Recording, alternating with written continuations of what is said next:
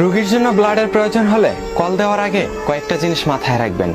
ডোনাররা যাতায়াত খরচ, যে বেলায় রক্ত দিবে ওই বেলা খাবার জন্য ডাব, স্যালাইন পানি, কিছু ফলমূল খাওয়ার ব্যবস্থা করবেন এবং পরবর্তী 24 ঘন্টা ডোনারের খোঁজ খবর নেবেন। আর এটাই মানবতা।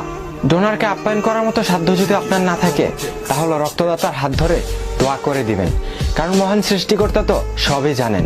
এই শহরে যারা ব্লাড দেয় তারা বেশিরভাগই স্টুডেন্ট, মেসে থেকে পড়াশোনা করে। প্রতিনিয়ত তারা ব্লাড দেয়। অনেক সময় দেখা যায় পরদিন এক্সাম, তাও ব্লাড দেয়। আবার যারা ব্লাড খুঁজে দেয় শুধু তারাই জানে এক ব্যাগ ব্লাড খুঁজে বের করা যে কতটা কষ্টের। সময় শ্রম দিয়ে ডোনারকে খুঁজে বের করতে হয়। আপনারা তো সেগুলো জানেন না, কারণ এগুলো হাইড স্টোরিতে থাকে। কিন্তু বেশিরভাগ ডোনারই হয় রোগীর রিলেটিভদের। মাঝে মাঝে তাদের ব্যবহার বিবেকহীনতার পরিচয় দেয়, কোনো খোঁজ খবরই নিতে চায় না। একজনকে বলে দেয়, তারপর মনে হয় সব দায়ভার ওই বেচারার।